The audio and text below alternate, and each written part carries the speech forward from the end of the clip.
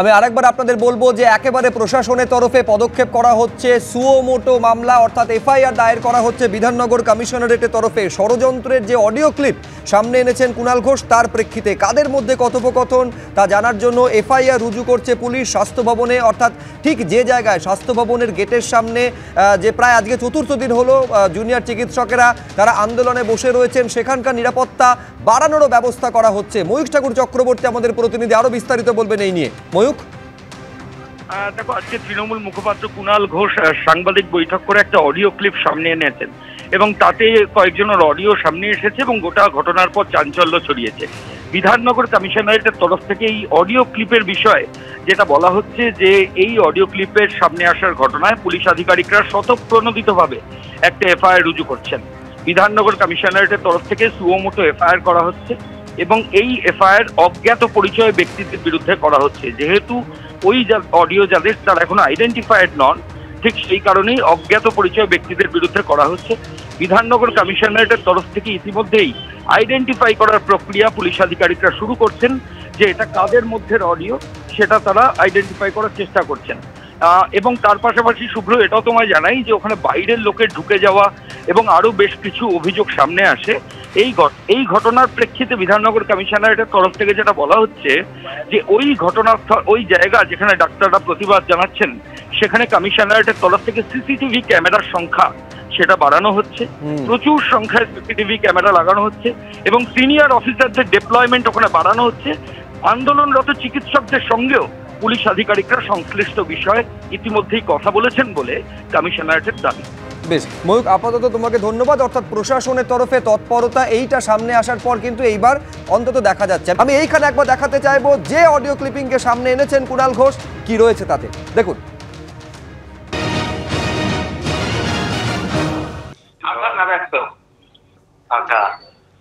বলছি সাহেব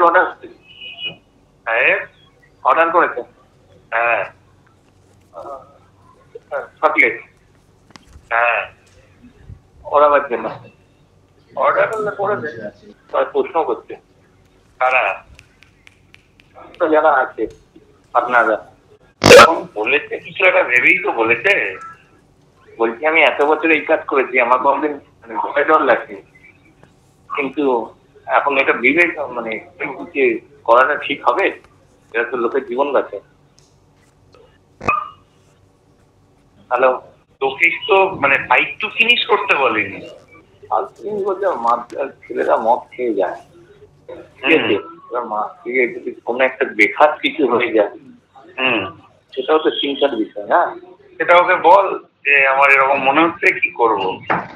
দাদু বলছি এই যে নবান্ন মিটিং হয়নি, ঠিক আছে, যাতে ফেরত চলে আসছে থাকলে, হ্যাঁ হ্যাঁ ভাবলে শাসক মাঠটা মেরেছে।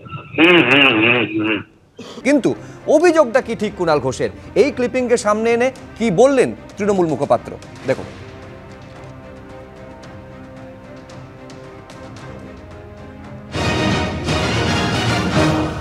যে জুনিয়র ডক্টরদের ওপর কাল রাত থেকেই একটা হামলার চক্রান্ত চলছে, যাতে পরিস্থিতিটা আরো জটিল করে দেয়া যায়, যাতে মাননীয় মুখ্যমন্ত্রী, পশ্চিমবঙ্গ সরকার এবং তৃণমূল কংগ্রেসের উপর দায় চাপিয়ে দিয়ে শকুনের রাজনীতি করা যায়।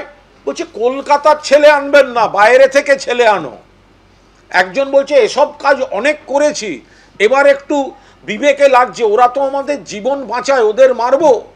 একজন বলছে মাথা ফাটানো অবধি যেতে পারে, ফাইট টু ফিনিশ নয়। একজন বলছেন মদ খেয়ে মারবে, কি করে বসবে কি বুঝবো। যে এত বড় একটা ভয়ঙ্কর প্লট, আমরা এটা সকলকে সতর্ক থাকার, সচেতন থাকার অনুরোধ জানাচ্ছি। পুলিশ নিশ্চয়ই এর যথাযথ তদন্ত শুরু করে দিয়েছে এবং আমাদের অনুরোধ থাকবে এই গোটা জায়গাটায় কোনো বহিরাগত কোনোভাবে যেন ওখানে না ঢুকতে পারে। খাবারের সঙ্গে কে কি দেবে তার দায় কে নেবে? ওখানে এক একটা রাজনৈতিক দলের কেউ কেউ গিয়ে নানা রকম সব জিনিস দিচ্ছেন, কে সেগুলো পরীক্ষা নিরীক্ষা করবে? যা হবে তখন সরকারের দায়।